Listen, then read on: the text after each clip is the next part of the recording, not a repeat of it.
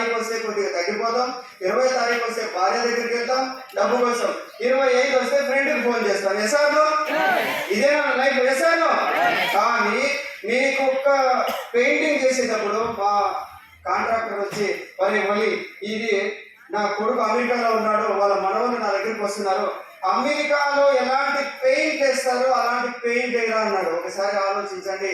నేను Saturday night కోసం బతుకుతున్నా, కానీ నా నా కాంట్రాక్టర్ మనవనికే బిల్డింగ్ కట్టేస్తుంది. ఇదే మన లైఫ్, ఇదే మన ఆలోచన. ఒక్కసారి ఆలోచించుకోండి. అంబానీకి ఏం తక్కువ చెప్పండి. మా నేచర్ 350 సంవత్సరాలు కూర్చొని తినా తరగదండి వాళ్ళు. కానీ మన చిన్న చిన్న దానికి భయపడి వెళ్ళిపోతాం. నా పిల్లల్ని సపోర్ట్ చేయలేదు, నాకు 10 మంది చెప్తే రావట్లేదు. ఏం చేస్తున్నాం మనం? రైట్. ఆ రోజు నేను ఆలోచించిన రైట్, నాకు అర్థమైపోయింది సిస్టమ్. సార్ ఆ సిస్టమ్ నేను ఎప్పుడైతే అర్థం చేసుకున్నానో నాకు వెన్నులో వణుకు పుట్టింది. లేదు, నేను వెస్టీజ్ చేయాల్సిందే, నేను వెస్టీజ్ చేయాల్సిందనేసి ముందుకు వెళ్ళాను. ఇవన్నీ కామన్. ఇక్కడ చూడండి, లైఫ్ ఎప్పుడు మనకి, నేను 1 లక్ష రూపాయలు సంపాదించుకోవాలంటే లైఫ్ ఇలా ఇచ్చేది 1 lakh ఇస్తుందా? కానీ ఆపోజిట్ వస్తుంది ఎప్పుడు కూడా. ఇది బాగా గుర్తుపెట్టుకోండి. ఆపోజిట్ లో మనకు వస్తుంది. ఒక అబ్బాయి బాగా చదివి డిగ్రీ తీసుకోవాలనుకుంటాడు, కానీ డిగ్రీలో సబ్జెక్ట్ వెళ్ళిపోతుంది. అదే లైఫ్ అంటే. ఎవరైనా షాప్ పెట్టాలనుకుంటారు, అవునా, షాప్ లో బాగా సంపాదించాలనుకుంటారు, కానీ 1 lakh లాస్ వస్తుంది. అదే లైఫ్ అంటే. ఇలా వెళ్ళిన తర్వాత షాప్ లో 1 కోటి సంపాదించాలి, ఒక్కరిని చూపండి, అవునా? ఎవరైనా ఉన్నారా? బిజినెస్ లో నేను ఇలా పెట్టేశాను, నేను 1 year లో 1 కోటి తీసుకోవడానికి రాని.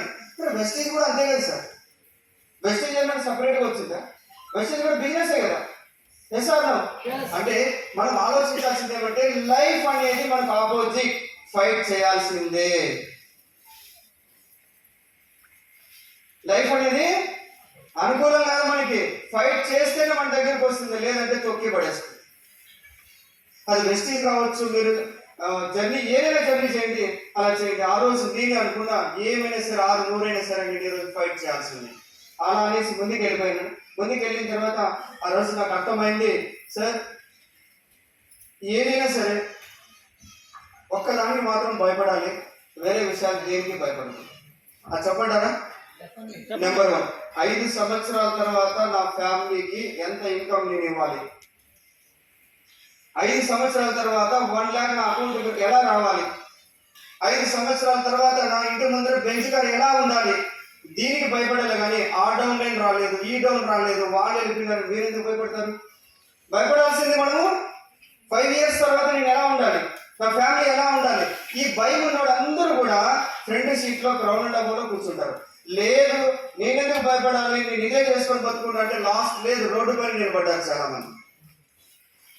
ఎస్ఆర్ రోడ్డు పైన కూడా ఈ భయం ఎప్పుడైతే ఉందో, 5 ఏళ్ల తర్వాత నా ఫ్యామిలీని ఇలా చూసుకోవాలి, 5 ఏళ్ల తర్వాత నా ఇన్కమ్ ప్రతి నెల 1 lakh ఉండాలి, 5 ఏళ్ల తర్వాత నా ఇంటి ముందు బెంచ్ కార్ ఉండాలి అన్న వాళ్ళు ఇక్కడ కూర్చున్నాం. ఇది ఇప్పుడు చెప్పండి, మీ మనసులో ఏముంది? మీరు రోడ్డులో ఉన్నారా, ఇక్కడ ఉన్నారా? మనిషి ఇక్కడ ఉన్నారు, కానీ బ్రెయిన్ మొత్తం రోడ్లో ఉంది. నాకు తెలుసు చాలా మందికి. మన శరీరం మాత్రమే ఇక్కడ ఉంది, కానీ చాలా మంది బయట ఉన్నారు. అందుకే నేను చెప్తున్నాను, చాలా మంది బాగా లైట్ గా తీసుకోవద్దండి, వర్క్ చేయండి. ఆ రోజు నుంచి నా గురువు వచ్చేసి ఎవరో తెలుసా? నా కాంట్రాక్టర్. అదే సార్, ఆయన రిజెక్ట్ చేశారు కదా. ఎస్, ఎప్పుడైతే ఆయన నా దగ్గర పేస్ట్లు సోపులు కొనింటే ఆయన దగ్గరే నేను పని చేసుకుంటూ ఉండేవాడు. ఎస్ఆర్ నన్ను రెచ్చగొట్టాడు కాబట్టి ఇక్కడ ఉన్నాను.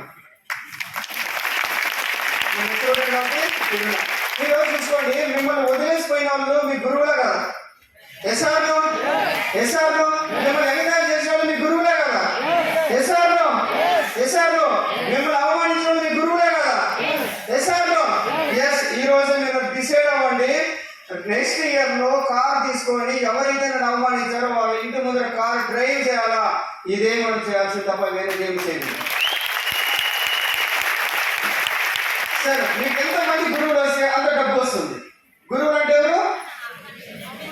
రిజెక్ట్ చేసిన వాళ్ళు. గురువులు అంటే ఎవరండి? మళ్ళీ ట్రైనర్లు వాళ్ళు గురువులు కాదు, నిజమైన గురువులు మనల్ని అవమానించిన వాళ్ళే. ఎందుకంటే వాళ్ళని చూపించడానికి నేను కారు కొట్టాను, ఆయన రెచ్చగొడతాడు. బయట ఉన్న కాదు, లోపల ఉన్న వాళ్ళని బయటకు తీస్తాడు. అలాంటి గురువు మీకు ఎక్కడ దొరుకుతారండి? మీకు చాలా మంది గురువులు ఉన్నారు అనుకోండి. సార్ వాళ్ళకి ఈరోజు థ్యాంక్స్ చెప్పేసాయి. చెప్పండి థ్యాంక్స్ మై గురువుకి.